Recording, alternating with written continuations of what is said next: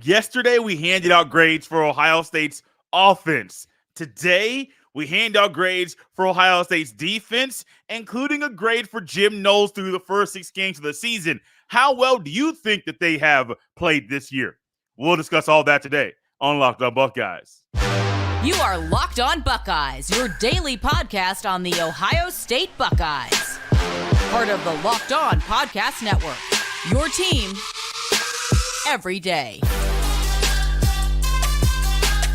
What is up, fans? Welcome back to another episode of Locked On Buckeyes for the Locked On Podcast Network. I am your host, Jay Stevens, also the host of the Jay Stevens Podcast. It is Wednesday, October 18th in the year 2023, and today's episode is brought to you by Jase Medical. Empower yourself when you purchase a Jase case, providing you with a personal supply of 5 antibiotics that treat 50 plus infections. Get yours today at jasemedical.com. That's JASE medical.com. During today's show, we are back. I say we, myself and Jeff Hunt are back to hand out our grades for every position group on Ohio State's defense. D-line, linebacker. We broke up the secondary, but to cornerback and safety. We're even adding in Jim Knowles this year. This is the third time Jeff and I have handed out mid-season grades for Ohio State's offense and defense. First time adding a coach in. And Jeff, I think that was a nice wrinkle. We touched on Ryan Day yesterday. Jim Knowles, that'll be a fun conversation. Yeah, I love it. And there should be a lot of talk around him. He was brought in as a savior. We said for years the only thing we need is to be a little better on defense. So we went who was called the best coordinator in the country, paid him the best money in the country, and he is the one that's supposed to get us over the top. We were supposed to be like, don't worry about offense, just make the defense a little bit better, and that's his job. And we're going to talk about whether he did it or not. Yeah, he has been one of those guys that when he comes in, we analyze and look at the film and say, oh, he's bringing this in, he's bringing that in. And I'll touch on him a little bit later, but I'll say this so far before giving a grade up. I've been so far impressed with the defense overall as a unit, a lot because of Jim Knowles, and it's not because of how experienced the guys are. A lot of it is experience, but also finding out different ways to play better with the skills that they have. I'm going to highlight one guy, I'm going to touch on him later on. I didn't expect to get this from Josh Proctor this year. He has been a breath of fresh air, seeing him out there flying around, hitting hard, taking better angles than normal. Like Josh Proctor, to me, has been one of those guys on the defense that has benefited from year 2 under Jim Knowles. Jeff, this defense is leading the team. They're the reason why the Buckeyes are undefeated right now. Yes, the offense is why they're scoring more points than the opposition, yes. But the defense has been not just an improved unit overall, it's been one of the better defensive units in the entire country. Yeah, it's been awesome, man. Just to watch them, like you said, overall, what I like is, again, what you said is they've got guys that feel like they're in the right position. They don't look like they're thinking as much Correct. as they did last year. That was my big critique last year. Like it always, especially the secondary, it always looked like they were thinking during the play, and it really slowed them down. When we get to the defensive backs, we'll talk about some of the big improvements. If nothing else, our man Proctor, like we've been talking about this guy for 3 years on your show, Jay, of how much like any second now it's going to click. It's going to click. He's had a pretty good season. They're not the most talented defense, in college football by means, but they're playing to their abilities, playing to what we mostly what we would expect them, and then that's going to lead to future things. So it's so far so good is the best thing I could say about this defense. Jeff, let's hop right into it for Jim Knowles. His grade this year in year 2. I'll go first this time, but then when we get to the position groups, we're going to flip-flop. You'll go first before me when we handed out grades. I told you it was going to be a little bit different today. That's the wrinkle we're adding in for this show. Jeff, when it comes to Jim Knowles, I was excited, but also kind of wondering if we were going to get the same defense we got a year ago. Kind of a bend but don't break. Giving up big plays, explosive plays for 20 plus, 30 plus, 40 plus, maybe even 50 plus yards that lead to touchdowns. We haven't really got that this year from this defense. It's been a nice surprise. Not a perfect unit, but they're a solid unit. And because of that, and because of Jim Knowles' ability to adjust and adapt to the players at Ohio State, and getting the coaches on board with, hey, forget what we have done previously in our years of coaching. Let's adapt to this group of players. I gave Jim Knowles an A, Jeff. I'm being nice today. I like it. I'm not too far away, man. Everything I agree. Here's my comment on Knowles. Great results so far. Everything we asked for. Again, all we said was just be a little better. They're a lot better, and that's the reason. Again, they're definitely the reason they're undefeated. Like there's no question about it. I gave him a B+, and the only reason is so far we haven't saw the mad scientist that we were promised coming out of Oklahoma State. I'm not saying it's not coming. I'm not saying he had any reason to unleash it. I'm not even saying he can with his personnel. I give him credit for that, but I just haven't.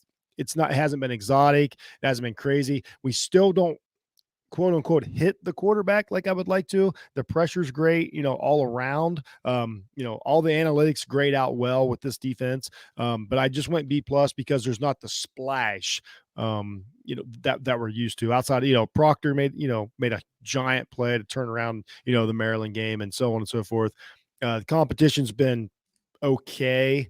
I was really happy with what they did. That Purdue game was a classic game to where, just like you said, we would have give up a 50-yard touchdown for no reason, and the team would be close for no reason. I thought what they did against Maryland in the second half, really the last three quarters, was really, really good to a quarterback that, we were told, how good they could play. And that's exactly a game that 2 years ago would have wound up being 50-35 or some silly thing like that. So this year was definitely a big improvement. I'm waiting to see like the crazy stuff happen. I don't know if that's going to be this year or next, but so far I've been very pleased. They tackle hard. They seem to react instead of think. That's the biggest thing we want to see. They're doing a great job of keeping the ball in front of them. That's all you can ask. And the defensive line is adding in a couple quirks, a few things every week. And he's starting to, I think what they bought into was like, you don't have to have a sack to be a good play. Yeah. And I think that's been the difference this year. And we talked earlier, on your show, I think back in September about the difference between him and Larry Johnson and maybe where they're at. It feels like this defensive line understands that a pressure doesn't have to result in a stat, because the analytic stats are really good on this defense, even though like it's not mind blowing. They're not knocking quarterbacks out. They're not the 85 Bears or the 86 Giants, but they're crushing the pocket and they're getting the ball out of the hand. And then that in turn lets the defensive backs makes their job way easier. So overall, it's a very well functioning defense so far. It's a drastically improved defense, a defense that I did not think we would get. Even his ability and desire to, hey, Sonny Styles is a starter. In some games, he's not going to play as much. We're going to bring in somebody else who's more of a corner to defend passing quarterbacks and passing teams. That alone is a huge adjustment and great coaching decision by Jim Knowles. You got to hear what Jeff and I had to say about Jim Knowles' coaching performance through the first 6 games of the season.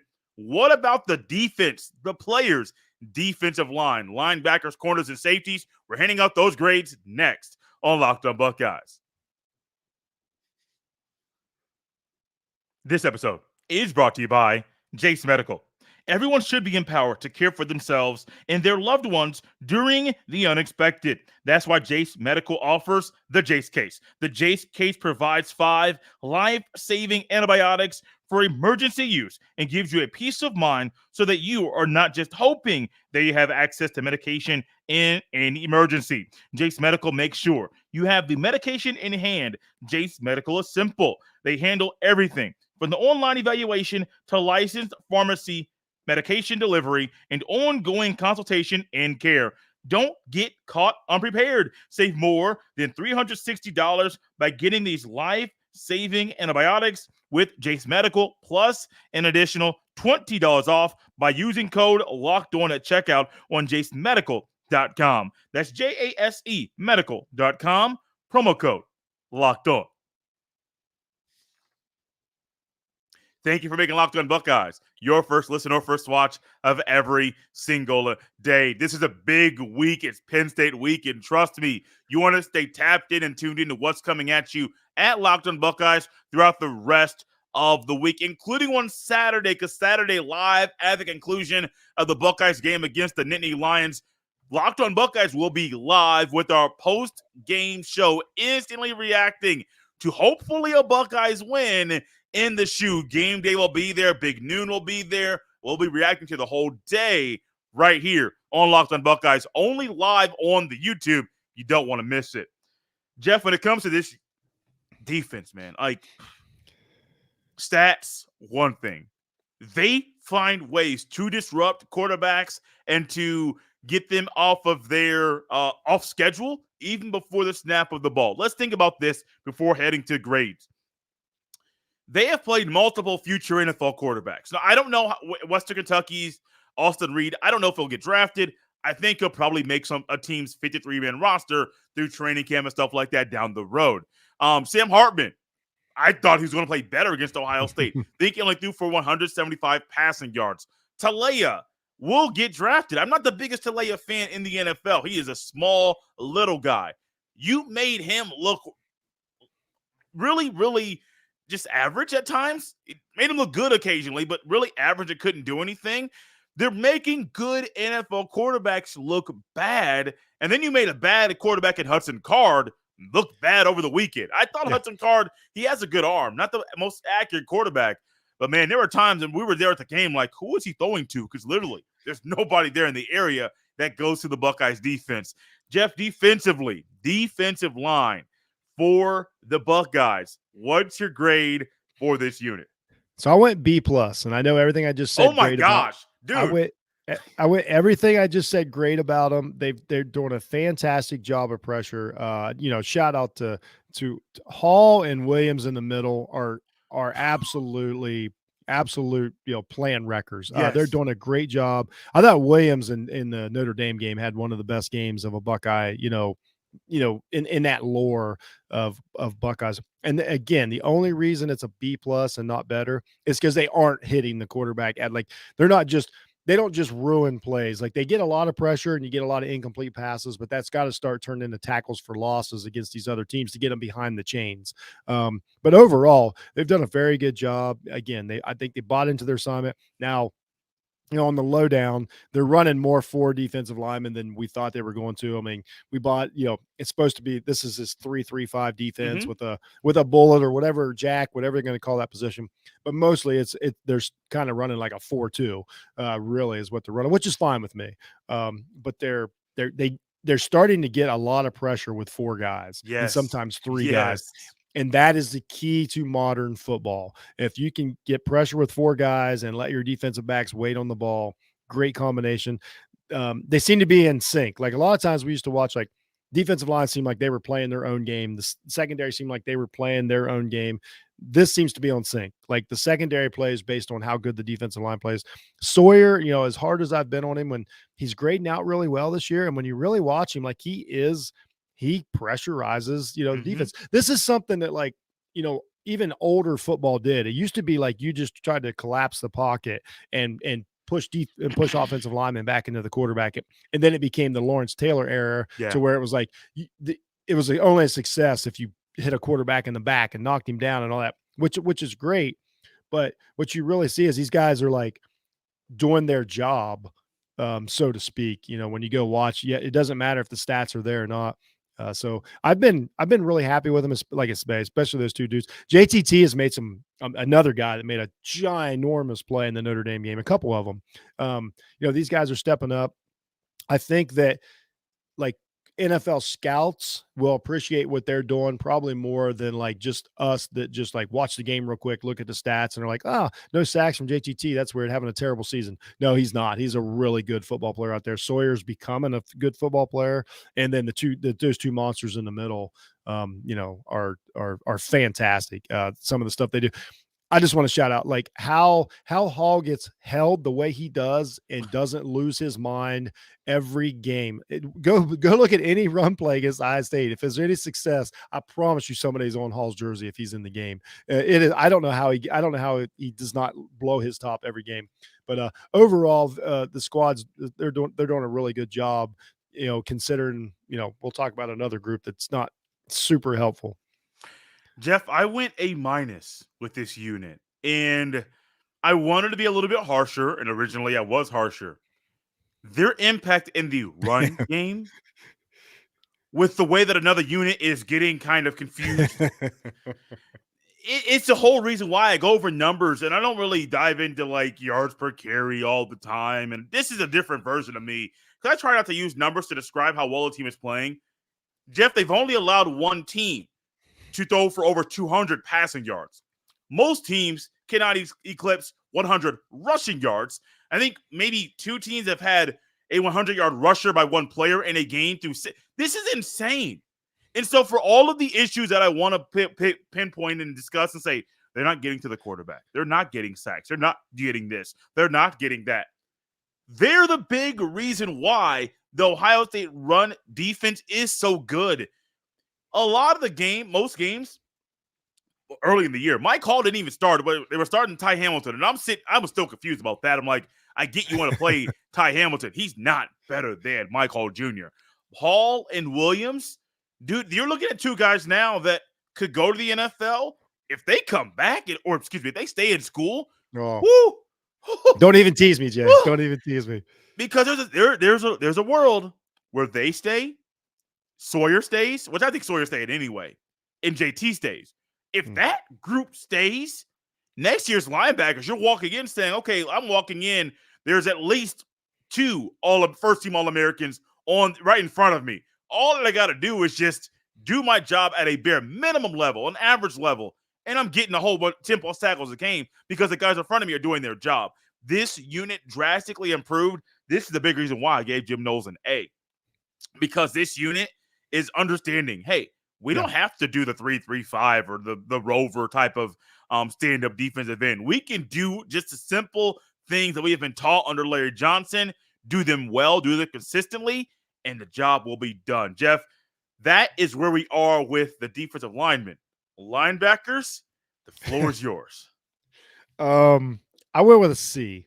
Okay. I think this is one of the most C groups in college football. It literally just boils down, and I don't like to say this. It's not about their integrity, how much they want to play. They're nothing other than just like the talent at linebacker is just not there. I know, like, Eichenberg is doing a super good job. He really seems to do his job every play, but he still gets outrun on sweeps. He still is lacking in pass coverage.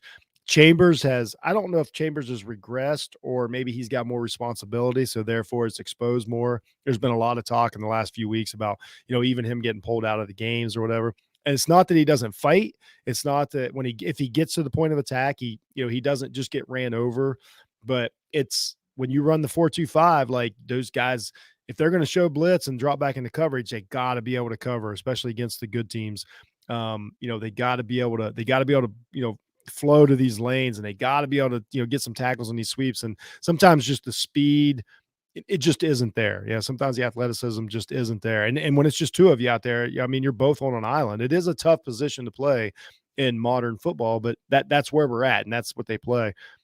Simon is really like, I think Simon's the starter. It feels like Simon, he's a good linebacker, but he's another one. He's just a little under athletic to be great, but I think he has a great linebacker brain, and that's nice. If him and Chambers if they can just figure out, that rotation, that's fine. If you got a fresh guy and you got guys that are out there willing to play and stick their head into the mix, linebacker sometimes is still part of just like throwing your head into the pile and knocking a guy back. But it just when I watch them, it seems like they're just kind of always trailing a play a little bit. And they've, again, I give them credit for the big plays they've made, but if we're going to compare them to the rest of the national championship contenders, this may be the least linebacking core of them all. And I hate to say that, but and it's nothing against the guys. They got the starting job, and they are doing they really are. They are playing the position very well. It's just a matter of talent.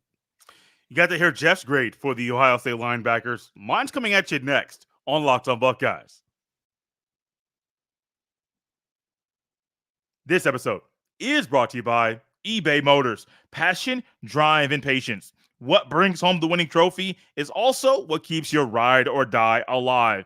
eBay Motors has everything you need to maintain your vehicle and level it up to peak performance. From superchargers, roof racks, exhaust kits, LED headlights, and more. Whether you're into speed, power, or style, eBay Motors has got you covered. With over 122 million parts for your number one ride or die, you'll always find exactly what you're looking for. And with eBay Guaranteed Fit, your part is guaranteed to fit your ride every time or your money back. Because with eBay Motors, you're burning rubber, not cash. With all the parts you need at the prices you want, it's easy to turn your car into the MVP and bring home that win. Keep your ride or die alive at ebay.com/motors. eBay Guaranteed Fit, only available to U.S. customers, eligible items only, exclusions apply. This unit, Jeff, has been odd to me because I had high hopes for him. I thought Still Chambers and Tommy Eichenberg would take another step. Like, they're solid players. Thought they would take a step up. And I understand the athleticism that is lacking in Eichenberg's game. He makes up with it from generally the brain and the quickness that he has being able to process the things on the field. Still Chambers is doing really good early in the year. I don't know what's happened over the past few weeks. Maybe it's midseason fatigue. I don't know. Wasn't the biggest Cody Simon fan. He's playing good ball right now. Those are primarily the three main linebackers. Yes, Ohio State has used C.J. Hicks a little bit in mop-up duty.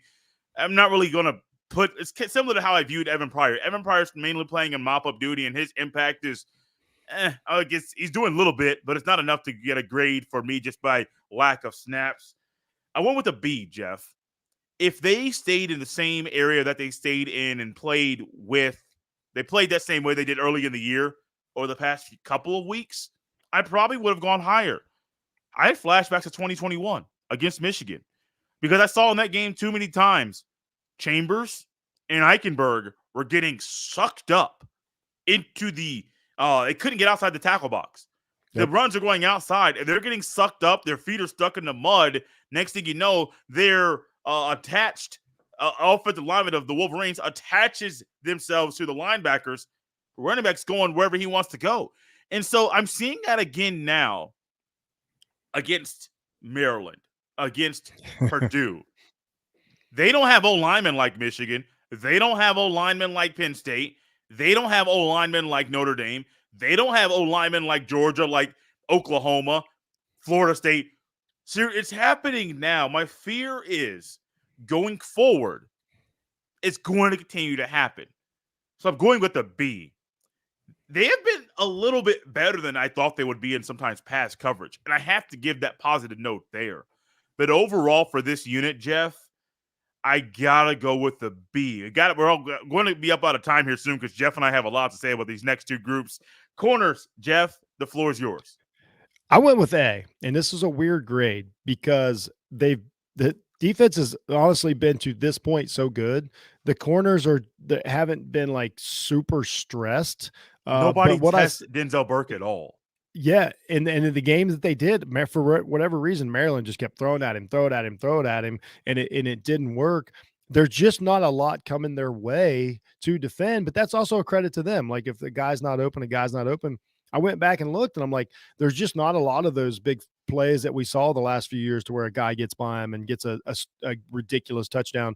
There's just, if I just got to go on the film so far, they've held up, and they've made every quarterback they played so far has stared at the middle of the field, like trying to go underneath, especially what they did to Hartman. I thought that was the game to where I was like, Hartman's staring, dead at the center of the field, looking for those tight end, looking for those seam routes and looking for the over the middle. He's kind of forgot about that, that outside edge. And that's what a cornerback's there for.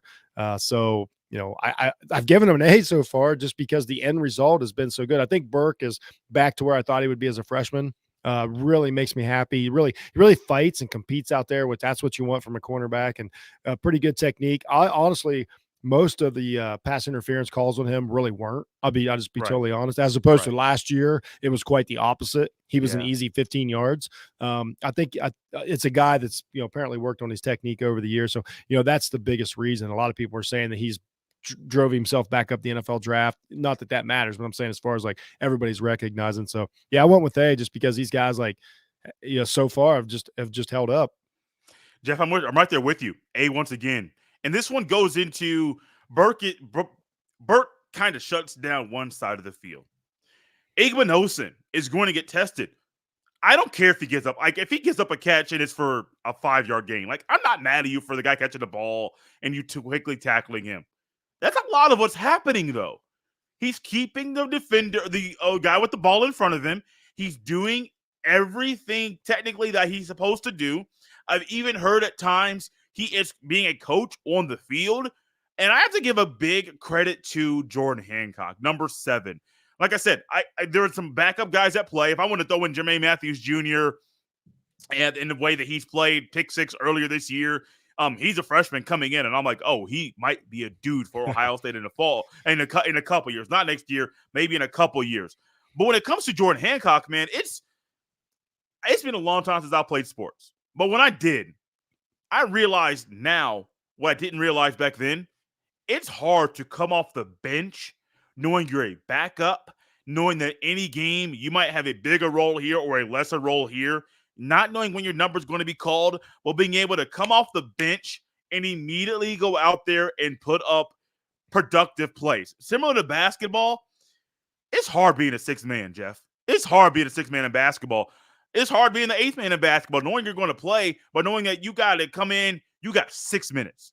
You got to go hard for 6 minutes off the bench. You're going to be cold. You stretched earlier, but you're not stretching before you go in. Dude, you got to go out there and quickly produce. I have a greater appreciation for backups now because of Jordan Hancock, and especially in basketball, because these guys that come in. I think about James Harden back when he was on the Thunder. This is 10 plus years ago. He didn't start. He closed out games, but they knew when James Harden came into the game, instant impact. Same thing with Jordan Hancock. I gave them an A as well. Didn't know we would agree on that one, but Jeff, that has been that's been a breath of fresh air, knowing that, hey, no matter what quarterback's out there on the other side, those guys are going to get the job done. Safeties. Let's move quickly, Jeff. Where you at? I went with a B. Okay. They've played really well. My knock on them is they're not quite. Here's what I put. They're just not quite NFL caliber yet. I mean, Proctor, as much as he's come along, and I'm glad he's playing more, still like there's still some deficiencies, but he's a good player. Ransom's done a really good job. This is a guy that makes plays too. I mean, he's a fantastic football player. I want to put that out there. A B is not a knock on these guys. When I think of what Knowles, what I've seen his defenses do when the guys, he's just not really mixing them into the box much right now and everything. Again, that's fine. They perform, done their job. They're apparently not, they're not getting the big plays on them either. I don't know. It's weird because the defensive line has been so good that they just, there's not the ton of 50-50 balls. So I just don't have a lot to judge. But full credit. Ransom made 2 or 3 plays in the Notre Dame game, helped them win that game. Proctor obviously turned the Maryland game around. Like, they are effective guys. They're pretty decent at depth, mixing these guys up and the young guys. And a lot of the stuff I judge based on like early in the game when it really matters, as opposed to like in the fourth quarter. I don't know how I grade players as much when the pressure's not on, when I'm talking about a team like Ohio State. So overall a B, but they're doing a great job. We'll see what the pass coverage is like, as the season progresses. My guess is that they're not going to be fantastic at it, but to be determined. Safety, Jeff, I'm going with an A-. And the only reason I'm going higher, because I wanted to go a little bit lower, I have felt their impact in the run game.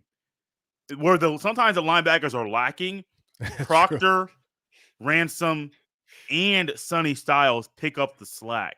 And so I went with an A- there. I don't know if we're thinking about future projections. I don't know how they fit into the NFL. Styles is too young, not enough film yet, so I'm not going to make that projection. I'll let Ryan Roberts in the offseason make that here on the show. But I don't know where Proctor and Ransom fit at the next level. I know Ryan likes Ransom a lot. I just don't know. I don't know. I think Proctor still takes some bad angles, but they're not as bad as they used to be. So he's able to get some contact and bring a little bit of heat when he gets there to the ball carrier. But yeah, I go A-. Pass coverage has been way better than expected. Yeah. But they make their presence felt in the run game for Ohio State. Jeff, defense, of Ohio State. Jeff, I didn't expect to do this now, but we got a little bit of time, maybe 30 seconds. Oh, no.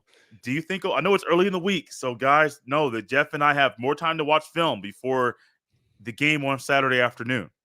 Do you think Ohio State beats Penn State?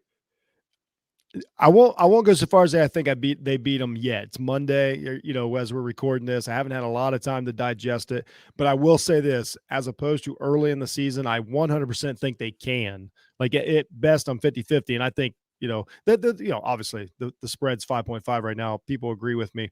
I think that if we were doing a Penn State show right now, we would grade, just as harshly as we are grading the Buckeyes. If you really watch them, not an explosive offense, different things, but can the Buckeyes beat Penn State? I 100% believe they can beat Penn State as of this moment.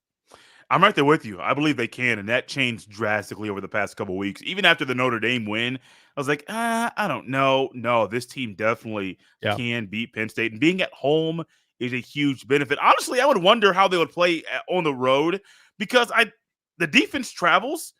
What have they done? They gave up 14 points to Notre Dame, 3 points to Indiana, 7 points to Purdue. Like, if you tell me that's a defense that has done that on the road in some bad conditions, hostile environment in primetime in Notre Dame, week 1 against I'm really impressed and elated and excited about what is going on with this defense so far. So they definitely can. I'm going to say my prediction for later in the week. Yeah, I probably me too. Respond just like you did, but I'll definitely save it. Just a quick note on that game. You got to be fair about both sides. Like, it's not like Penn State's dragging a 4-year starter out there. Like, they're just as nervous, as I think this is probably the most even Penn State, Ohio State big time game that we've had in a while, as far as just straight up even, the winner take all game. Like, it's pretty exciting. Does this compare to the 2016 game? I would say it's up there as far as like you're not going to be surprised at who wins. Honestly, like I'm not going to sit here like I'll be upset, but I'm not going to sit here and say that either team should definitely win, should definitely be better. There was a couple games where we almost lost one at Penn State. There's a couple that we did lose, but let's also remember too. Like I always got to remind everybody. I know how close the game is. And I know what it feels like. Ohio State beats Penn State a lot. Like, I think we lose that. So on your show, I just want to remind everybody, Ohio State beats Penn State a lot. This isn't like, climbing the mountain here. Like they're coming after us.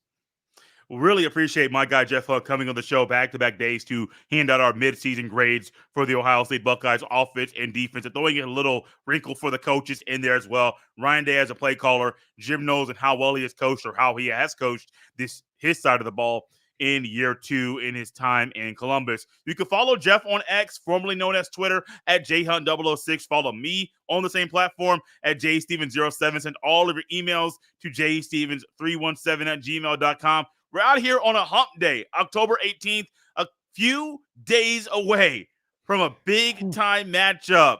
Game day is going to be there. Big Noon's going to be there. If you're going to be there, be loud. That's all I'm going to ask of you. Please be loud. For Jeff Hunt and myself, we're out of here on a Wednesday, guys. We'll see you next time.